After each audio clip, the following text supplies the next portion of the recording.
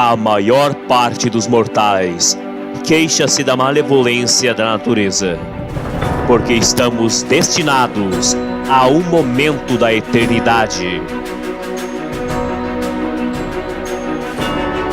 Não é curto o tempo que temos, mas dele muito perdemos. A vida é suficientemente longa e com generosidade nos foi dada para a realização das maiores coisas, se empregarmos bem. Assim também nossa vida se estende muito por muito tempo para aquele que sabe dela bem dispor. Sêneca. Olá, caro acadêmico, acadêmica. Vamos discutir nessa videoaula a ética helenística. A ética helenística, o contexto da ética helenística, corresponde ao século III a.C. e se estende aproximadamente até o século IV ou V depois de Cristo. Ou seja, nós temos o contexto do declínio da civilização grega e o desenvolvimento do Império Romano. As principais questões que são colocadas para a filosofia helenística correspondem justamente à busca do bem viver, uma preocupação com a questão da construção da serenidade, com a vida interior do ser humano. Ou seja, questões ligadas à vida privada, o que difere da visão da busca do conhecimento, como encontramos em Platão e Aristóteles, que tinham em vista a atividade política.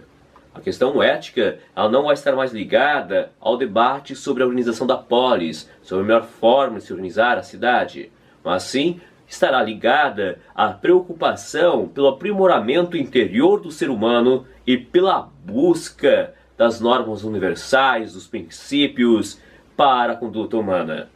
Em outras palavras, podemos dizer que a grande preocupação desse contexto é justamente desenvolver a serenidade interior. Para isso, vão aparecer algumas correntes filosóficas que vão se chamar de hedonistas. São correntes filosóficas e éticas.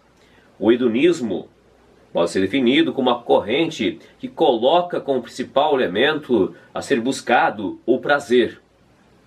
O prazer deve ser buscado, é o elemento supremo que deve ser buscado pela existência humana. Entre os pensadores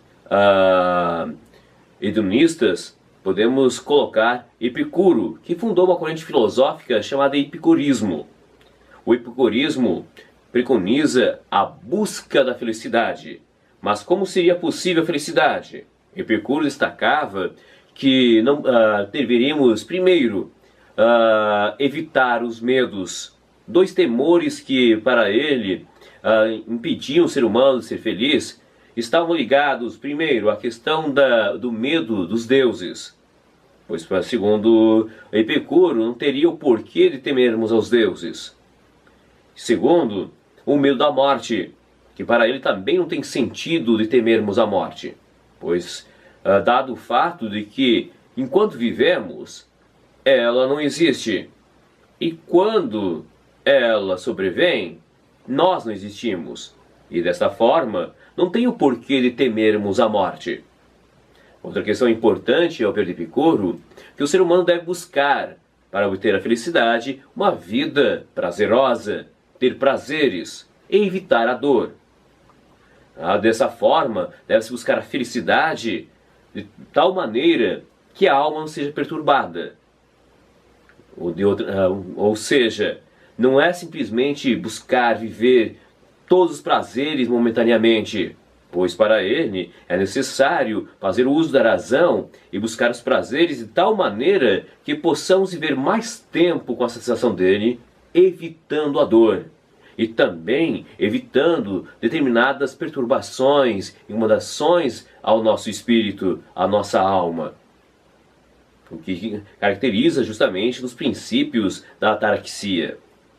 Então nós, nessa perspectiva de Epicuro, devemos possibilitar a sabedoria prática para escolher entre os prazeres que não nos tragam perturbação ou dor.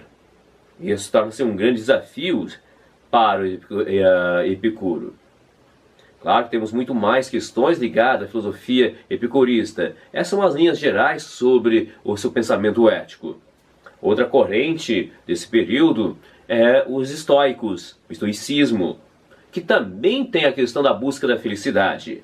No entanto, a busca da felicidade estaria justamente ligada à questão da adequação do homem à sua capacidade racional. Ou seja, um ser humano seria feliz se adequasse justamente à sua capacidade racional.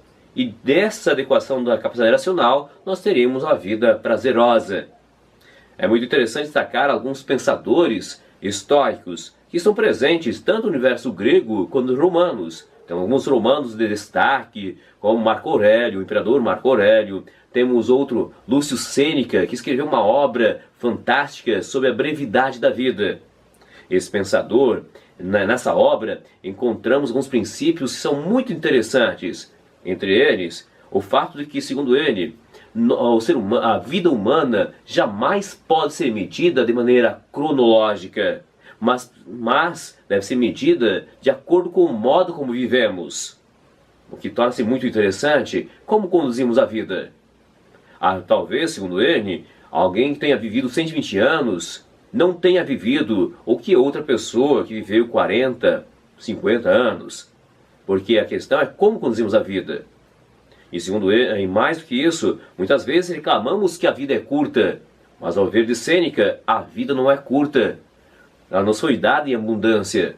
A questão é que não sabemos viver. Desperdiçamos nosso tempo com muitas coisas que não são importantes. Nos preocupamos com muitas coisas que não merecem toda essa atenção.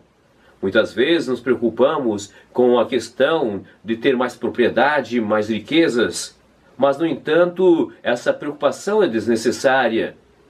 Pois é importante ter propriedade, sim, mas colocar tudo isso, despender muita energia para isso, significa perder a vida, perder tempo. Ou seja, não estarei vivendo. Estarei gerando riqueza, mas uma riqueza da qual eu não terei, no caso, possibilidade de vivenciar, de possibilitar.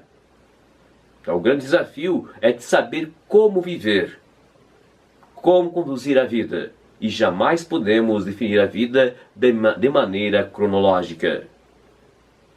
Esse é um dos representantes do estoicismo, Sêneca, e temos muitos outros pensadores interessantes, mas eu gostaria que vocês dessem uma olhada no nosso material.